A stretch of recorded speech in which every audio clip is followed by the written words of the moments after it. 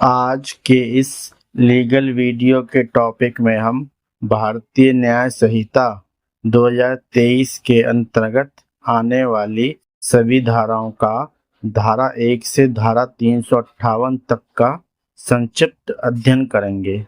तो चलिए शुरू करते हैं।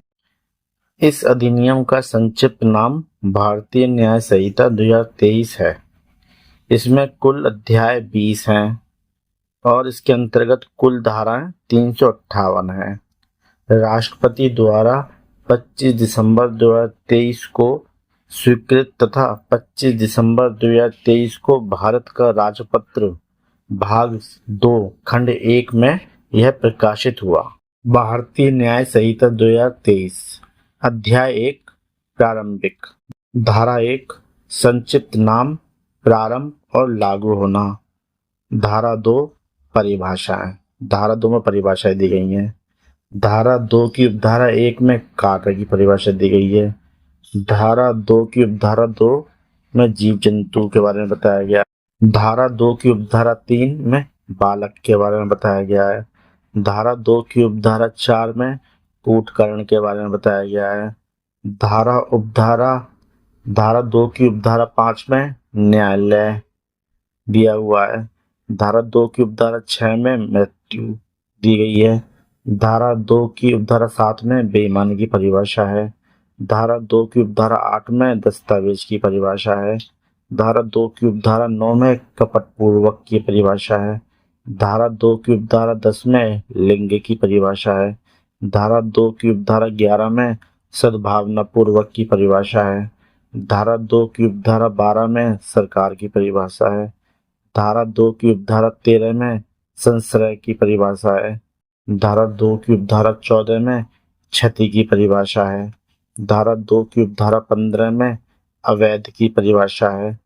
धारा 2 की उपधारा 16 में न्यायाधीश की परिभाषा है। धारा 2 की उपधारा 17 में जीवन की परिभाषा है। धारा 2 की उपधारा 18 में स्थानीय विधि की परिभाषा है। धारा 2 की उपधारा 19 में पुरुष शब्द की परिभाषा है। धारा 2 की उपधारा 20 में मास और वर्ष की परिभाषा है। धारा 2 की उपधारा 21 में जंगम संपत्ति शब्द की परिभाषा दी गई है। धारा 2 की उपधारा 22 में वचन शब्द की परिभाषा दी गई है। धारा 2 की उपधारा 23 में शपथ शब्द की परिभाषा दी गई है। धारा 2 की उपधारा 24 में अपराध शब्द की परिभाषा दी गई है। धारा 2 की उपधारा 25 में लोभ शब्द की परिभाषा दी गई है। धारा 2 की उपधारा 26 में व्यक्ति शब्द की परिभाषा दी गई है। धारा 2 की उपधारा 27 में लोक शब्द की परिभाषा दी गई है। धारा 2 की उपधारा 28 में लोक सेवक की परिभाषा दी गई है। धारा 2 की उपधारा 29 में विश्वास करने का कारण नामक शब्द की परिभाषा दी गई है। धारा 2 की उपधारा 30 में विशेष विधि शब्द की परिभाषा दी गई है। धारा 2 की उपधारा 31 में मूल्यवान प्रतिभूति शब्द की परिभाषा दी गई है। धारा 2 की उपधारा 32 में जलयान शब्द की परिभाषा दी गई है। धारा 2 की उपधारा 33 में स्वेच्छा शब्द की परिभाषा दी गई है। धारा 2 की उपधारा 34 में विल शब्द की परिभाषा दी गई है। धारा 2 की उपधारा 35 में महिला शब्द की परिभाषा दी गई है। धारा 2 की उपधारा 36 में सदोष अभिलाभ शब्द की परिभाषा दी गई है। धारा 2 की उपधारा 37 में सदोष हानि शब्द की परिभाषा दी गई है। धारा 2 की उपधारा 38 में सदोष अभिलाभ प्राप्त करना शब्द की परिभाषा दी गई है। धारा 2 की उपधारा 39 में उन शब्दों और पदों के जो इसमें प्रयुक्त है और इस संहिता में परिभाषित नहीं है किंतु सूचना प्रौद्योगिकी अधिनियम 2000 और भारतीय नागरिक सुरक्षा संहिता 2023 में परिभाषित है वही अर्थ होंगे जो क्रमशः उस अधिनियम और संहिता में उनके हैं। धारा 3 में साधारण स्पष्टीकरण के बारे में बताया गया है। अब आता है अध्याय 2। अध्याय 2 दे रखा है दंडों के विषय में। धारा 4 में दंड के बारे में बताया गया है। धारा 5 में दंडादेश का लघुकरण के बारे में बताया गया है। धारा 6 में दंडावधियों की भिन्न के बारे में बताया गया है। धारा 7 में दंडादिष्ट अर्थात कारावास के कतिपय मामलों में संपूर्ण कारावास या उसका कोई भाग कठिन या सादा हो सकेगा। धारा 8 में बताया गया है जुर्माने की रकम, जुर्माना आदि देने में व्यतिक्रम। धारा 9 में बताया गया है कई अपराधों से मिलकर बने अपराधों के लिए दंड की अवधि।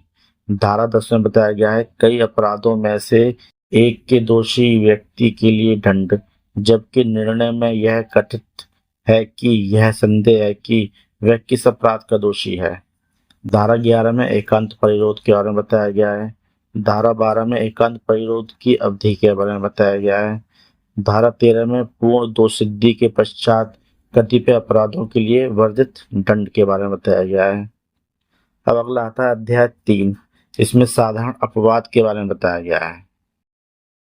यह धारा 14 शुरू होता है। धारा 14 में विधि द्वारा आबद्ध या तथ्य की भूल के कारण अपने आप को विधि द्वारा आबद्ध होने का विश्वास करने वाले व्यक्ति द्वारा किया गया कार्य के बारे में बताया गया है।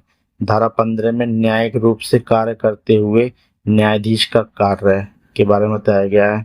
धारा 16 में न्यायालय के निर्णय या आदेश के अनुसरण में किया गया कार्य।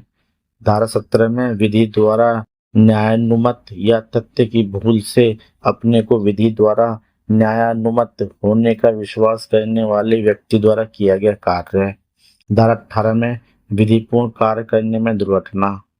धारा 19 में कार्य जिससे अपहानि कारित होना संभाव्य है किंतु जो आपराधिक आशय के बिना और अन्य अपहानि के निवारण के लिए किया गया है। धारा 19 कार्य जिससे अपहानि कारित होना संभाव्य है किंतु जो आपराधिक आशय के बिना और अन्य अपहानि के निवारण के लिए किया गया है। धारा 20 7 वर्ष से कम आयु के बालक का कार्य है। धारा 21 7 वर्ष से ऊपर किंतु 12 वर्ष से कम आयु के अपरिपक्व समझ के बालक का कार्य है। धारा 22 विकृत व्यक्ति का कार्य है। धारा 23 ऐसे व्यक्ति का कार्य जो अपनी इच्छा के विरुद्ध मत्तता में होने के कारण निर्णय में पहुंचने में असमर्थ है। धारा 24 किसी व्यक्ति द्वारा जो मत्तता में किया गया अपराध जिसमें विशिष्ट आशय या ज्ञान का होना अपेक्षित है। धारा 25 सम्मति से किया गया कार्य जिससे मृत्यु या घोर उपहति कारित करने का आशय न हो और न उसकी संभाव्यता का ज्ञान हो। धारा 26 किसी व्यक्ति के फायदे के लिए सम्मति से सद्भावना पूर्वक किया गया कार्य जिससे मृत्यु कारित करने का आशय नहीं है। धारा 27 संरक्षक द्वारा या उसकी सम्मति से बालक या विकृत वाले व्यक्ति के फायदे के लिए सद्भावना पूर्वक किया गया कार्य। धारा 28 सम्मति जिसके संबंध में यह ज्ञात हो कि वह भय या भ्रम के अधीन दी गई है। धारा 29 ऐसे कार्यों का अपवर्जन जो कारित अपहानि के बिना भी स्वतः अपराध है। धारा 30 सम्मति के बिना किसी व्यक्ति के फायदे के लिए सद्भावना पूर्वक किया गया कार्य। धारा 31 सद्भावना पूर्वक दी गई संसूचना। धारा 32 वह कार्य जिसको करने के लिए कोई व्यक्ति धमकियों द्वारा विवश किया गया है। धारा 33 तुच्छ अपहानि कारित करने वाला कार्य। अगला आता है प्राइवेट प्रतिरक्षा के अधिकार के विषय में। इसमें धारा 34 से दिया गया है। धारा 34 प्राइवेट प्रतिरक्षा में की गई बातें। धारा 35 शरीर तथा संपत्ति की प्राइवेट प्रतिरक्षा का अधिकार। धारा 36 ऐसे व्यक्ति के कार्य के विरुद्ध प्राइवेट प्रतिरक्षा का अधिकार जो विकृत आदि हों। धारा 37 कार्य जिनके विरुद्ध प्राइवेट प्रतिरक्षा का कोई अधिकार नहीं है। धारा 38 शरीर की प्राइवेट प्रतिरक्षा के अधिकार का विस्तार मृत्यु कारित करने पर कब होता है। धारा 39 कब ऐसे अधिकार का विस्तार मृत्यु से भिन्न कोई अपहानि कारित करने तक का होता है। धारा 40 शरीर की प्राइवेट प्रतिरक्षा के अधिकार का प्रारंभ और बना रहना। धारा 41 कब संपत्ति की प्राइवेट प्रतिरक्षा के अधिकार का विस्तार मृत्यु कारित करने तक का होता है। धारा 42 ऐसे अधिकार का विस्तार मृत्यु से भिन्न कोई अपहानि कारित करने तक का कब होता है। धारा 43 संपत्ति की प्राइवेट प्रतिरक्षा के अधिकार का प्रारंभ और बना रहना। धारा 44 घातक हमले के विरुद्ध प्राइवेट प्रतिरक्षा का अधिकार जबकि निर्दोष व्यक्ति को अपहानि होने की जोखिम है। अगला आता है अध्याय 4। अध्याय 4 में दुष्प्रेरण, आपराधिक षड्यंत्र और प्रयत्न के विषय में बताया गया है। सबसे पहले देख लेते हैं दुष्प्रेरण के विषय में, जो धारा 45 में बताया गया है। धारा 45 किसी बात का दुष्प्रेरण। धारा 46 दुष्प्रेरक। धारा 47 भारत से बाहर के अपराधों का भारत में दुष्प्रेरण।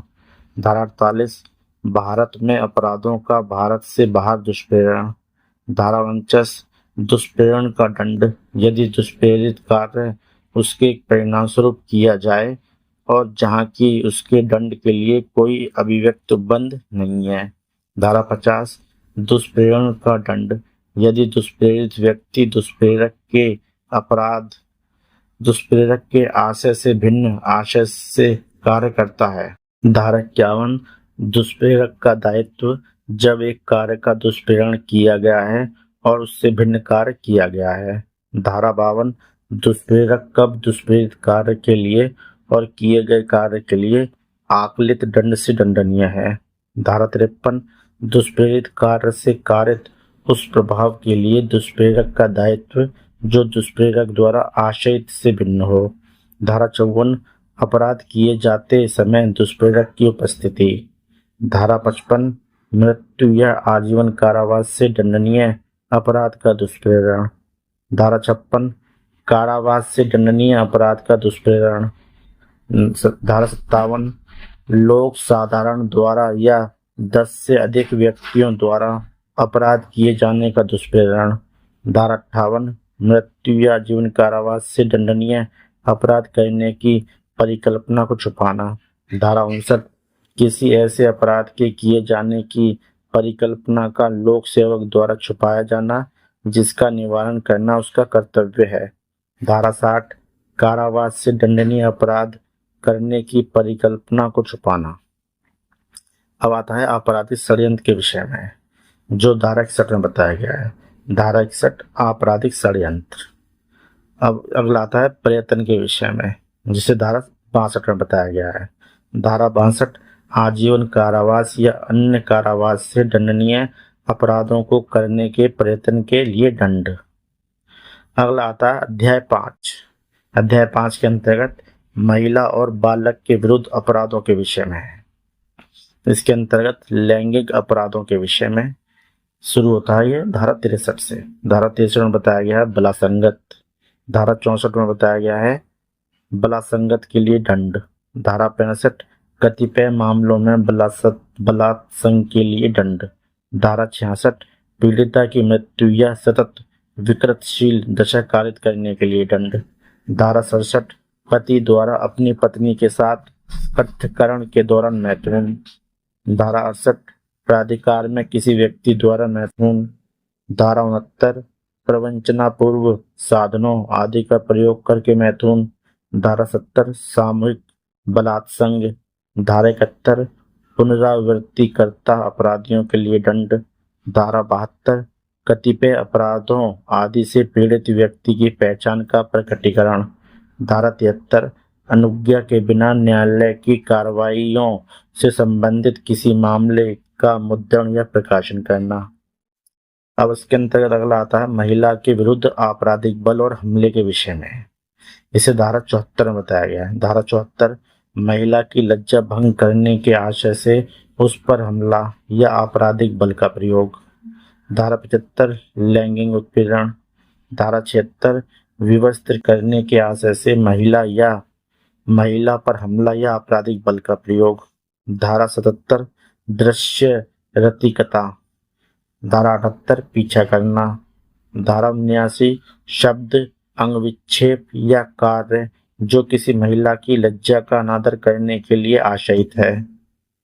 अगला आता है विवाह से संबंधित अपराधों के विषय में।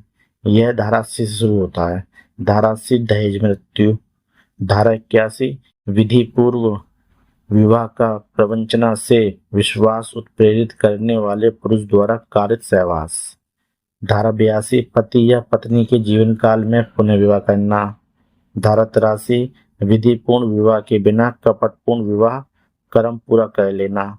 धारा 84 विवाहित महिला को आपराधिक आशय से फुसलाकर ले जाना या निरुद्ध रखना। धारा 85 किसी महिला के पति या पति के नातेदार द्वारा उसके प्रति क्रूरता करना। धारा 86 क्रूरता की परिभाषा। धारा 87 विवाह आदि के करने को विवश करने के लिए किसी महिला को व्यापहत करना, अपहृत करना या उत्प्रेरित करना। अगला आता है इसमें गर्भपात आदि कारित करने के विषय में। यह धारा 88 से शुरू होता है। धारा 88 गर्भपात कारित करना। धारा 89 महिला की सम्मति के बिना गर्भपात कारित करना। धारा 90 गर्भपात कारित करने के आशय से किए गए कार्य द्वारा कारित मृत्यु। धारा 91 बालक का जीवित पैदा होना रोकने या जन्म के पश्चात उसकी मृत्यु कारित करने के आशय से किया गया कार्य। धारा 92 ऐसे कार्य द्वारा जो आपराधिक मानववध की कोटि में आता है किसी सजीव अजात बालक की मृत्यु कारित करना। अगला आता है इसमें बालक के विरुद्ध अपराधों के विषय में, जो धारा 93 शुरू होता है। धारा 93 बालक के पिता या माता या उसकी देखरेख रखने वाले व्यक्ति द्वारा 12 वर्ष से कम आयु के बालक का आरक्षित डाल दिया जाना और परित्याग। धारा 94 मृत शरीर के गुप्त व्ययन द्वारा जन्म छुपाना। धारा 95 अपराध को कारित करने के लिए बालक को भाड़े पर लेना, नियोजित करना या नियुक्त करना। धारा 96 बालक का उपापन। धारा 97 10 वर्ष से कम आयु के बालक के शरीर पर से चोरी के आशय से उसका व्यापरण या अपहरण। धारा 98 वेश्यावृत्ति आदि के प्रयोजन के लिए बालक को बेचना। धारा 99 वेश्यावृत्ति आदि के प्रयोजन के लिए बालक को खरीदना। अध्याय 6 मानव शरीर पर प्रभाव डालने वाले अपराधों के विषय में, जीवन के लिए संकटकारी अपराधों के विषय में। धारा 100 आपराधिक मानववध। धारा 101 हत्या। धारा 102 में जिस व्यक्ति की मृत्यु कारित करने का आशय था उससे भिन्न व्यक्ति की मृत्यु करके आपराधिक मानववध। धारा 103 हत्या के लिए दंड। धारा 104 आजीवन सिद्ध दोष द्वारा हत्या के लिए दंड। धारा 105 हत्या की कोटि में न आने वाले आपराधिक मानववध के लिए दंड। धारा 106 उपेक्षा द्वारा मृत्यु कारित करना। धारा 107 बालक या विकृत चित्त व्यक्ति की आत्महत्या का दुष्प्रेरण। धारा 108 आत्महत्या का दुष्प्रेरण। धारा 109 हत्या करने का प्रयत्न। धारा 110 आपराधिक मानववध करने का प्रयत्न। धारा 111 संगठित अपराध। धारा 112 छोटे संगठित अपराध। धारा 113 आतंकवादी कृत्य। अगला इसके अंदर टॉपिक आता है उपहति के विषय में। धारा 114 उपहति। धारा 115 स्वेच्छा उपहति कारित करना। धारा 116 घोर उपहति। धारा 117 स्वेच्छा घोर उपहति कारित करना। धारा 118 खतरनाक आयुधों या साधनों द्वारा स्वेच्छा उपहति या घोर उपहति कारित करना। धारा 119 संपत्ति उद्यापित करने के लिए या अवैध कार्य कराने को मजबूर करने के लिए स्वेच्छा उपहति या घोर उपहति कारित करना। धारा 120 संस्वीकृति उद्यापित करने या विवश करके संपत्ति का प्रत्यावर्तन कराने के लिए स्वेच्छा उपहति या घोर उपहति कारित करना। धारा 121 लोक सेवक को अपने कर्तव्य से भयोपरत करने के लिए स्वेच्छा उपहति या घोर उपहति कारित करना। धारा 122 प्रकोपन पर स्वेच्छा उपहति या घोर उपहति कारित करना। धारा 123 अपराध करने के आशय से विष इत्यादि द्वारा उपहति कारित करना।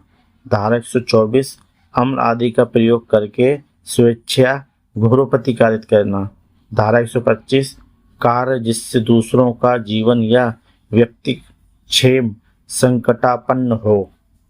अगला टॉपिक इसके अंदर आता है सदोष अवरोध और सदोष परिरोध के विषय में। धारा 126 सदोष अवरोध, धारा 127 सदोष परिरोध। अगला टॉपिक आता है आपराधिक बल और हमले के विषय में। धारा 128 बल, धारा 129 आपराधिक बल, धारा 130 हमला, धारा 131 गंभीर प्रकोपन होने से अन्यथा हमला करके या आपराधिक बल का प्रयोग करने के लिए दंड, धारा 132 लोक सेवक को अपने कर्तव्य के निर्वहन से भयोपरत करने के लिए हमला या आपराधिक बल का प्रयोग, धारा 133 गंभीर प्रकोपन होने से अन्यथा किसी व्यक्ति का अनादर करने के आशय से उस पर हमला या आपराधिक बल का प्रयोग, धारा 134 किसी व्यक्ति द्वारा ले जाई जाने वाली संपत्ति की चोरी के प्रयत्नों में हमला या आपराधिक बल का प्रयोग, धारा 135 किसी व्यक्ति का सदोष परिरोध करने के प्रयत्नों में हमला या आपराधिक बल का प्रयोग,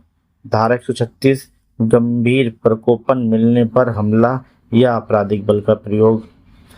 अगला टॉपिक है, अगला पॉइंट आता है व्यापहरण, अपहरण, दासत्व और बलात्श्रम के विषय में, जो 137 से धारा 137 शुरू होता है। धारा 137 व्यापहरण, धारा 138 अपहरण, धारा 139 भीख मांगने के प्रयोजनों के लिए बालक का व्यापहरण या विकलांगीकरण, धारा 140 हत्या करने के लिए या फिरौती आदि के लिए व्यापहरण या अपहरण, धारा 141 विदेश से बालिका या बालक का लाना, धारा 142 व्यापृत या अपहृत व्यक्ति को सदोष छिपाना या परिरोध में रखना, धारा 143 व्यक्ति का दुर्व्यापार, धारा 144 ऐसे व्यक्ति का जिसका दुर्व्यापार किया गया है शोषण करना, धारा 145 दासों का अभ्यासिक व्यवहार करना, धारा 146 विधि विरुद्ध अनिवार्य श्रम। अगला है अध्याय 7। अध्याय 7 में टॉपिक आता है राज्य के विरुद्ध अपराधों के विषय में, जो धारा 147 से शुरू होता है। धारा 147 भारत सरकार के विरुद्ध युद्ध करना या युद्ध करने का प्रयत्न करना या युद्ध करने का दुष्प्रेरण करना, धारा 148 धारा 147 द्वारा दंडनीय अपराधों को करने का षड्यंत्र, धारा 149 भारत सरकार के विरुद्ध युद्ध करने के आशय से आयुध आदि संग्रह करना, धारा 150 युद्ध करने की परिकल्पना को सुकर बनाने के आशय से छिपाना, धारा 151 किसी विधिपूर्ण शक्ति का प्रयोग करने के लिए विवश करने या उसका प्रयोग अवरोधित करने के आशय से राष्ट्रपति और राज्यपाल आदि पर हमला करना, धारा 152 भारत की संप्रभुता, एकता और अखंडता को खतरे में डालने वाले कार्य, धारा 153 भारत सरकार से मैत्री संबंध रखने वाले किसी विदेशी राज्य के विरुद्ध युद्ध करना, धारा 154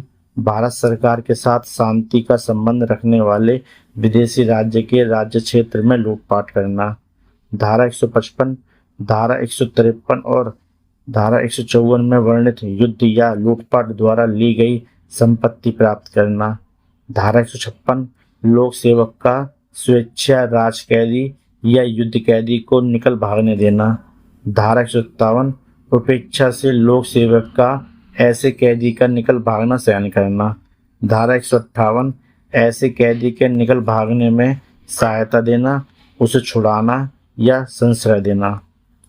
अगला आता है अध्याय 8। अध्याय 8 के अंदर जो टॉपिक आता है सेना, नौसेना और वायुसेना से संबंधित अपराधों के विषय में। यह धारा 159 से शुरू होता है। धारा 159 विद्रोह का दुष्प्रेरण या किसी सैनिक, नौसैनिक या वायुसैनिक को कर्तव्य से विचलित करने का प्रयत्न करना। धारा 160 विद्रोह का दुष्प्रेरण यदि उसके परिणाम स्वरूप विद्रोह किया जाए। धारा 161 सैनिक, नौसैनिक या वायुसैनिक द्वारा अपने वरिष्ठ अधिकारी पर, जबकि वह अधिकारी अपने पद निष्पादन में हो, हमले का दुष्प्रेरण। धारा 162 हमले का दुष्प्रेरण यदि हमला किया जाए। धारा 163 सैनिक, नौसैनिक या वायुसैनिक द्वारा अभित्यजन का दुष्प्रेरण। धारा 164 अभित्याजक को संशय देना। धारा 165 मास्टर की उपेक्षा से किसी वाणिज्यिक जलयान पर छुपा हुआ अभित्याजक। धारा 166 सैनिक, नौसैनिक या वायुसैनिक द्वारा अनधीनता के कार्य का दुष्प्रेरण। धारा 167 कतिपय अधिनियमों के अधीन व्यक्ति। धारा 168 सैनिक, नौसैनिक या वायुसैनिक द्वारा उपयोग में लाई जाने वाली पोशाक पहनना या टोकन धारण करना। अगला अध्याय आता है अध्याय 9। अध्याय 9 के अंतर्गत जो टॉपिक है निर्वाचन संबंधी अपराधों के विषय में। यह धारा 169 से शुरू होता है। धारा 169 अभ्यर्थी निर्वाचन अधिकारी परिभाषित। धारा 170 रिश्वत। धारा 171 निर्वाचनों में असम्यक असर डालना। धारा 172 निर्वाचनों में प्रतिरूपण। धारा 173 रिश्वत के लिए दंड। धारा 174 निर्वाचनों में असम्यक असर डालने या प्रतिरूपण के लिए दंड। धारा 175 निर्वाचन के सिलसिले में मिथ्या कथन।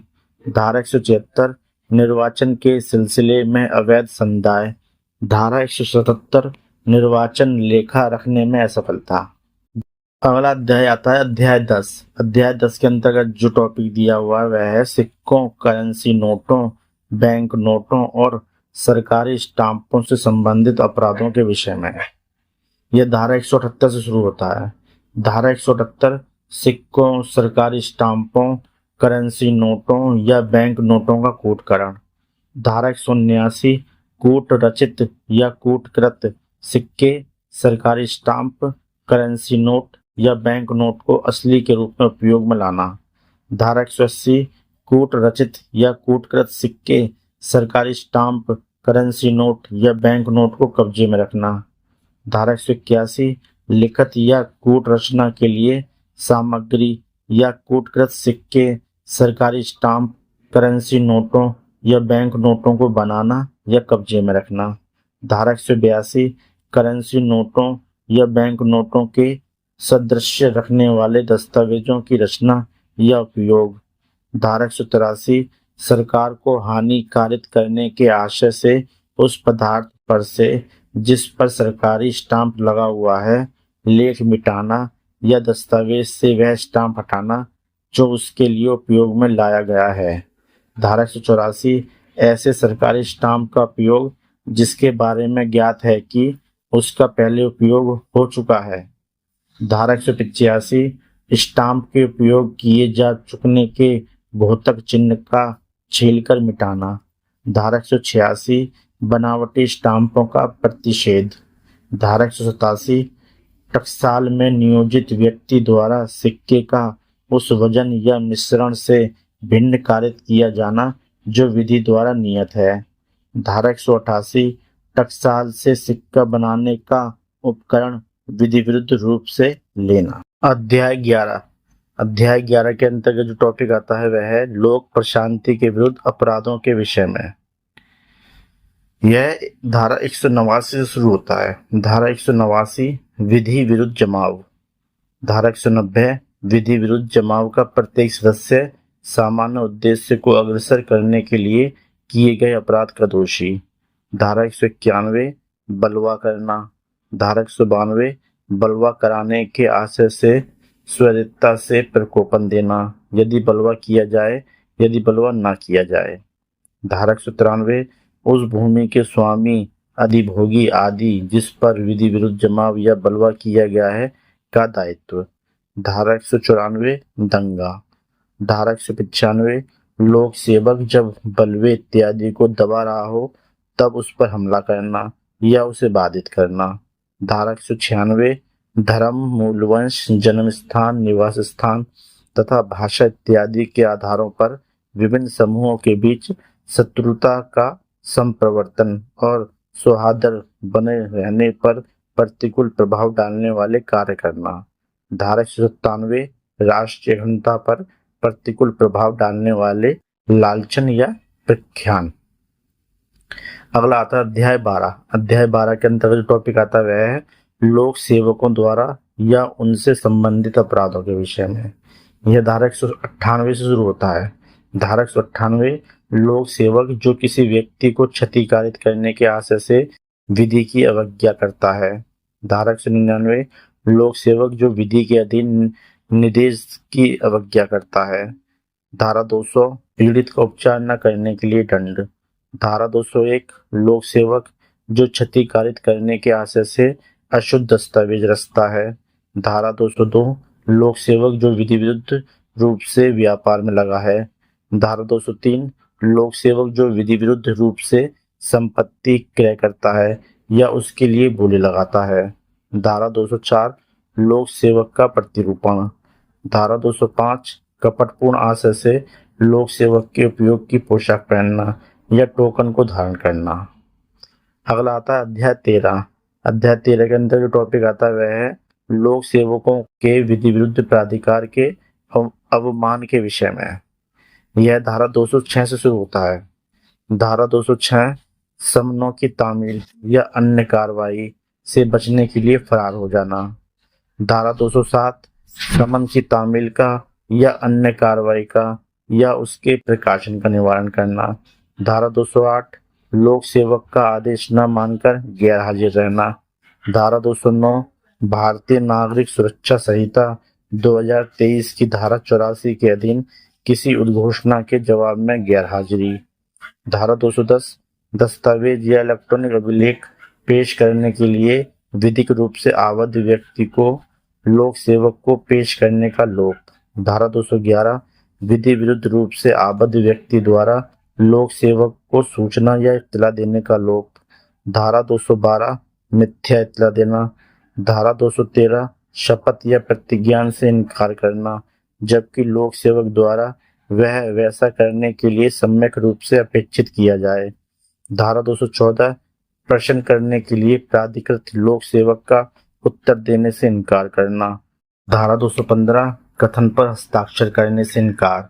धारा 216 शपथ दिलाने या प्रतिज्ञान कराने के लिए प्राधिकृत लोक सेवक के या व्यक्ति के समक्ष शपथ या प्रतिज्ञान पर मिथ्या कथन।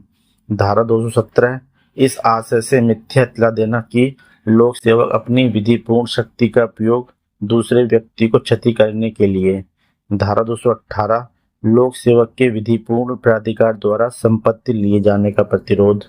धारा 219 लोक सेवक के प्राधिकार द्वारा विक्रय के लिए प्रस्थापित की गई संपत्ति के विक्रय में बाधा उपस्थित करना। धारा 220 लोक सेवक के प्राधिकार द्वारा विक्रय के लिए प्रस्थापित की गई संपत्ति का अवैध क्रय या उसके लिए अवैध बोली लगाना। धारा 221 लोक सेवक के लोक कृत्यों के निर्वहन में बाधा डालना। धारा 222 लोक सेवक की सहायता करने का लोप जबकि सहायता देने के लिए विधि द्वारा आबद्ध हो। धारा 223 लोक सेवक द्वारा सम्यक रूप से प्रख्यापित आदेश की अवज्ञा। धारा 224 लोक सेवक को क्षति करने की धमकी। धारा 225 लोक सेवक से संरक्षा के लिए आवेदन करने से विरत रहने के लिए किसी व्यक्ति को प्रेरित करने के लिए क्षति की धमकी।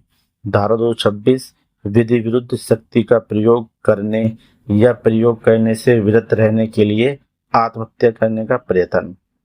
अगला आता है अध्याय 14। अध्याय 14 के अंतर्गत जो टॉपिक आता है वह है मिथ्या साक्ष्य और लोक न्याय के विरुद्ध अपराधों के विषय में। यह धारा 227 से शुरू होता है। धारा 227 में बताया गया है मिथ्या साक्ष्य देना। 228 मिथ्या साक्ष्य गणना। धारा 229 मिथ्या साक्ष्य के लिए दंड। धारा 230 मृत्यु से दंडनीय अपराध के लिए दोष सिद्ध कराने के आशय से मिथ्या साक्ष्य देना या गणना। धारा 231 आजीवन कारावास या कारावास से दंडनीय अपराध के लिए दोष सिद्धि कराने के आशय से मिथ्या साक्ष्य देना या गणना। धारा 232 किसी व्यक्ति को मिथ्या साक्ष्य देने के लिए धमकाना। धारा 233 उस साक्ष्य को काम में लाना जिसका मिथ्या होना ज्ञात है। धारा 234 मिथ्या प्रमाण पत्र जारी करना या हस्ताक्षरित करना। धारा 235 प्रमाण पत्र को जिसका मिथ्या होना ज्ञात है सत्य के रूप में काम में लाना। धारा 236 ऐसी घोषणा में जो साक्ष्य के रूप में विधि द्वारा ली जा सके किया गया मिथ्या कथन। धारा 237 ऐसी घोषणा का मिथ्या होना जानते हुए उसे सत्य के रूप में काम में लाना। धारा 238 अपराध के साक्ष्य का विलोपन या अपराधी को प्रतिच्छादित करने के लिए मिथ्या इत्तला देना। धारा 239 इत्तला देने के लिए आबद्ध व्यक्ति द्वारा अपराध की इत्तला देने का जानबूझकर लोप। धारा 240 किए गए अपराध के विषय में मिथ्या इत्तला देना। धारा 241 साक्ष्य के रूप में किसी दस्तावेज या इलेक्ट्रॉनिक अभिलेख का पेश किया जाना निवारित करने के लिए उसको नष्ट करना। धारा 242 वाद या वियोजन में किसी कार्य या कार्रवाई के प्रयोजन से मिथ्या प्रतिरूपण। धारा 243 संपत्ति को संपादित किए जाने में या निष्पादन में अभिग्रहित किए जाने से निवारित करने के लिए उसे कपटपूर्ण हटाना या छिपाना। धारा 244 संपत्ति पर उसके संपरण किए जाने में या निष्पादन में अभिग्रहित किए जाने से निवारित करने के लिए कपटपूर्वक दावा। धारा 245 ऐसी राशि के लिए जो शोध्य नहीं हो कपटपूर्वक डिक्री होने देना सहन करना। धारा 246 बेईमानी से न्यायालय में मिथ्या दावा करना। धारा 247 ऐसी राशि के लिए जो शोध्य नहीं है कपटपूर्वक डिक्री अभिप्राप्त करना। धारा 248 क्षति कारित करने के आशय से अपराध का मिथ्या आरोप। धारा 249 अपराधी को संश्रय देना। धारा 250 अपराधी को दंड से प्रतिच्छादित करने के लिए उपहार देना आदि। धारा 251 अपराधी के प्रतिच्छादन के प्रतिफल स्वरूप उपहार की प्रस्थापना या संपत्ति का प्रत्यावर्तन। धारा 252 चोरी की संपत्ति इत्यादि के वापस लेने में सहायता करने के लिए उपहार लेना। धारा 253 ऐसे अपराधी को सश्रय देना जो अभिरक्षा से निकल भागा है या जिसको पकड़ने का आदेश दिया जा चुका है। धारा 254 लुटेरों या डाकुओं को संश्रय देने के लिए शास्ति। धारा 255 लोक सेवक द्वारा किसी व्यक्ति को दंड से या किसी संपत्ति के संपरण से बचाने के आशय से विधि के निर्देश की अवज्ञा। धारा 256 किसी व्यक्ति को दंड से या किसी संपत्ति को संपहरण से बचाने के आदेश से लोक सेवक द्वारा अशुद्ध अभिलेख या लेख की रचना। धारा 257 न्यायिक कार्रवाई में विधि के प्रतिकूल रिपोर्ट आदि का लोक सेवक द्वारा भ्रष्टा पूर्वक किया जाना। धारा 258 प्राधिकार वाले व्यक्ति द्वारा जो यह जानता है कि वह विधि के प्रतिकूल कार्य कर रहा है विचारण के लिए या परिरोध करने के लिए सपुर्दगी। धारा 259 पकड़ने के लिए आबद्ध लोक सेवक द्वारा पकड़ने का जानबूझकर लोप। धारा 260 दंडादेश के अधीन या विधि पूर्वक सुपुर्द किए गए व्यक्ति को पकड़ने के लिए आबद्ध लोक सेवक द्वारा पकड़ने का जानबूझकर लोप। धारा 261 लोक सेवक द्वारा उपेक्षा से परिरोध या अभिरक्षा से निकल भागना सहन करना। धारा 262 किसी व्यक्ति द्वारा विधि के अनुसार अपने पकड़े जाने में प्रतिरोध या बाधा। धारा 263 किसी अन्य व्यक्ति के विधि के अनुसार पकड़े जाने में प्रतिरोध या बाधा। धारा 264 उन दशाओं में जिनके लिए अन्यथा उपबंध नहीं है लोक सेवक द्वारा पकड़ने का लोप या निकल भागना सहन करना। धारा 265 अन्यथा अनुपबंधित दशाओं में विधि पूर्वक पकड़ने में प्रतिरोध या बाधा या निकल भागना या छुड़ाना। धारा 266 दंड के परिहार की शर्त का अतिक्रमण। धारा 267 न्यायिक कार्रवाई में बैठे हुए लोक सेवक का जानबूझकर अपमान या उसके कार्य में विघ्न। धारा 268 असेसर का प्रतिरूपण। धारा 269 जमानत पत्र या बंद पत्र में छोड़े गए व्यक्ति द्वारा न्यायालय में हाजिर होने में असफलता। अगला आता है अध्याय 15। अध्याय 15 के अंदर जो टॉपिक आता है वह है लोक स्वास्थ्य क्षेम सुविधा शिष्टता और सदाचार पर प्रभाव डालने वाले अपराधों के विषय में। यह धारा 270 से शुरू होता है। धारा 270 में बताया गया है लोक न्यूसेंस। धारा 271 उपेक्षापूर्ण कार्य जिससे जीवन के लिए संकटपूर्ण रोग का संक्रमण फैलना संभाव्य हो।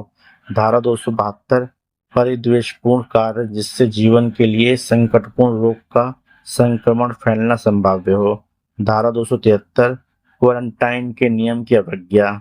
धारा 274 विक्रय के लिए आश्रित खाद्य या पेय का अपमिश्रण। धारा 275 अपायकर खाद्य या पेय का विक्रय। धारा 276 औषधियों का अपमिश्रण। धारा 277 अपमिश्रित औषधियों का विक्रय। धारा 278 औषधि का भिन्न औषधि या निर्मित के तौर पर विक्रय। धारा 279 लोक जल स्रोत या जलाशय का जल कलुषित करना। धारा 280 वायुमंडल को स्वास्थ्य के लिए अपायकर बनाना। धारा 281 लोक मार्ग पर उतावलेपन से वाहन चलाना या हाँकना। धारा 282 जलयान का उतावलेपन से चलाना। धारा 283 भ्रामक प्रकाश चिन्ह या बोए का प्रदर्शन। धारा 284 अक्षमकर या अति लदे हुए जलयान में भाड़े के लिए जलमार्ग से किसी व्यक्ति का प्रवाहरण। धारा 285 लोक मार्ग या नौ परिवहन पथ में संकट या बाधा। धारा 286 विषैले पदार्थ के संबंध में उपेक्षापूर्ण आचरण। धारा 287 अग्नि या ज्वलनशील पदार्थ के संबंध में उपेक्षापूर्ण आचरण।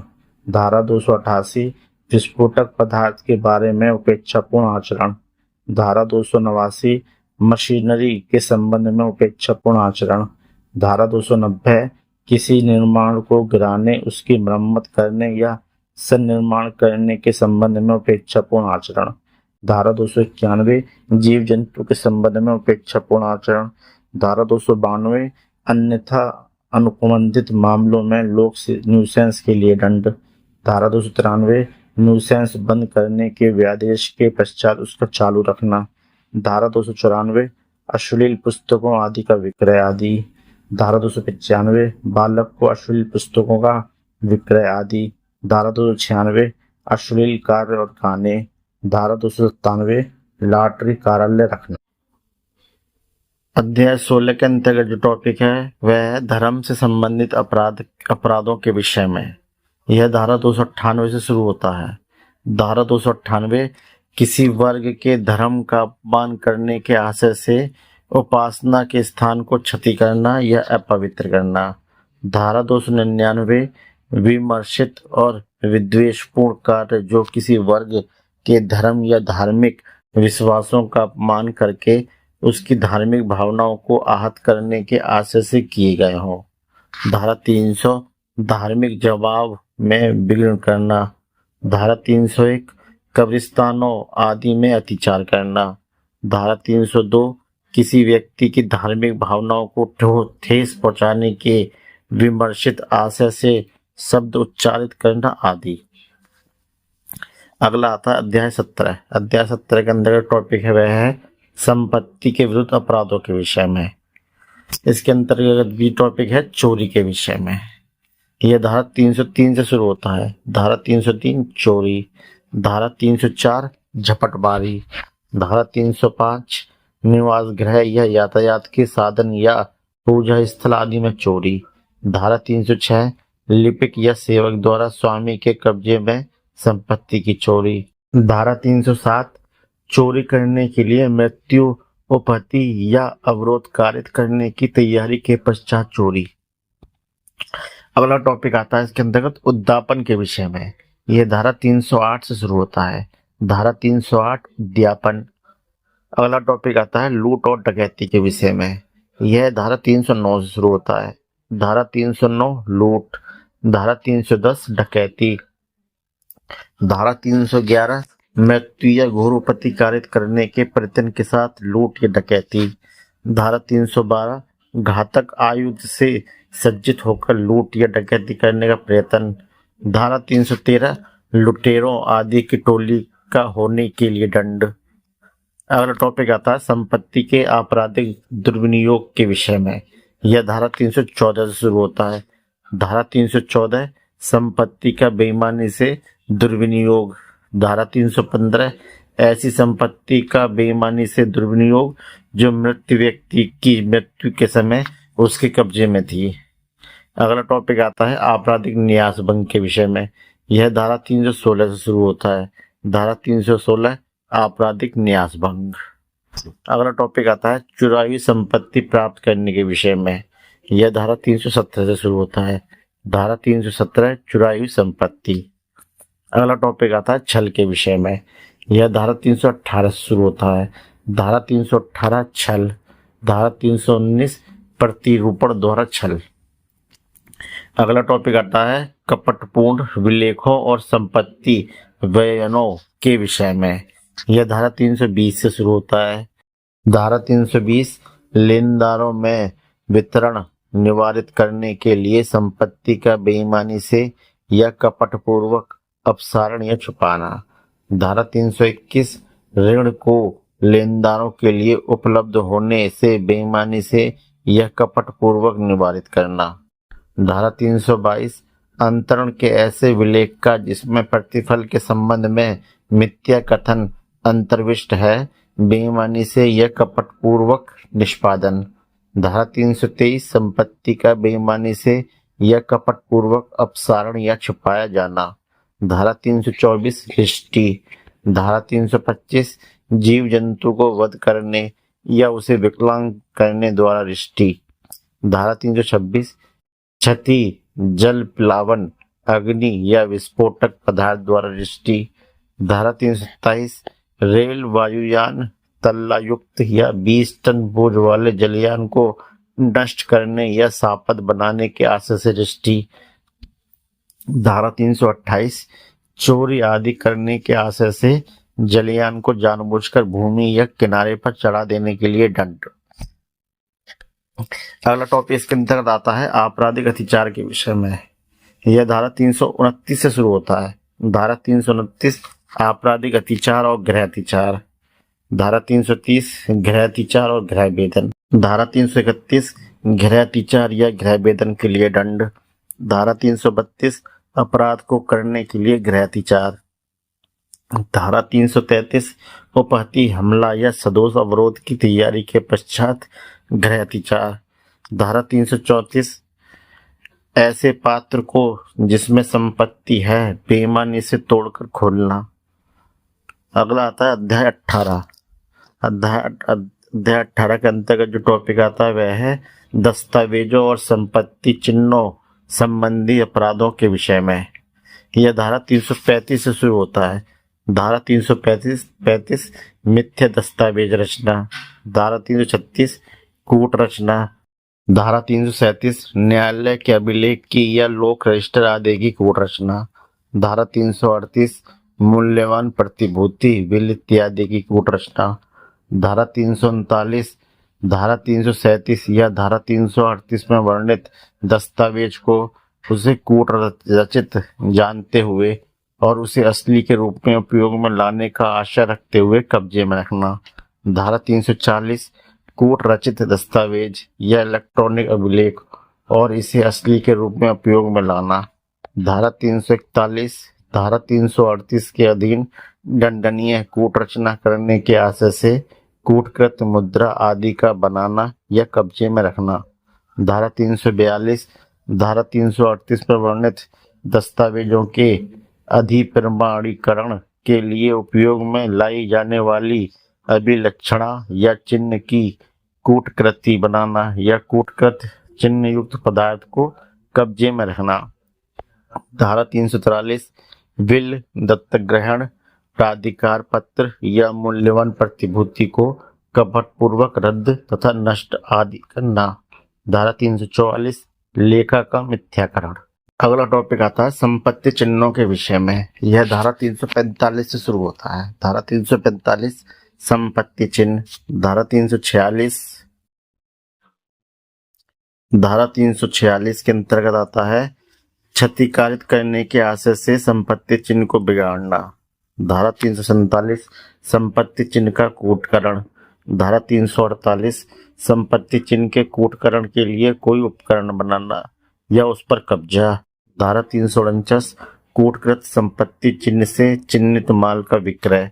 धारा 350 किसी ऐसे पात्र के ऊपर मिथ्या चिन्ह बनाना जिसमें माल रखा है। अगला आता है अध्याय 19।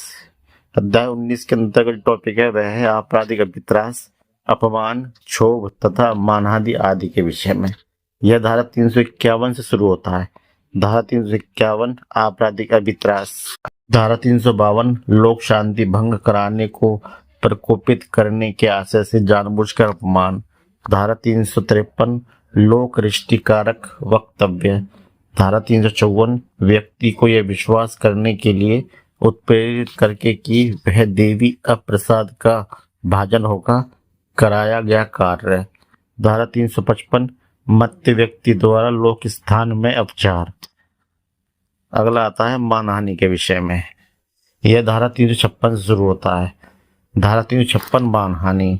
अगला टॉपिक आता है असहाय व्यक्ति की परिचर्या करने की और उसकी आवश्यकताओं की पूर्ति करने की संविदा का भंग के विषय में। यह धारा 357 से शुरू होता है। धारा 357 असहाय व्यक्ति की परिचर्या करने की और उसकी आवश्यकताओं की पूर्ति करने की संविदा का भंग करने के विषय में। अगला आता है अध्याय 20। अध्याय 20 के अंतर्गत टॉपिक है वह है निरसन और व्यावर्ती के विषय में। यह धारा 358 शुरू होता है। धारा 358 में बताया गया निरसन और व्यावर्ती। दोस्तों, उम्मीद करता हूँ ये टॉपिक आपको पसंद आया होगा। आपकी सहायता एवं सहूलियत के लिए इस टॉपिक का PDF लिंक वीडियो के नीचे डिस्क्रिप्शन में है। आप चाहे तो वहाँ से PDF फाइल डाउनलोड कर सकते हैं। साथियों, अगर वीडियो पसंद आया तो लाइक और सब्सक्राइब कीजिए।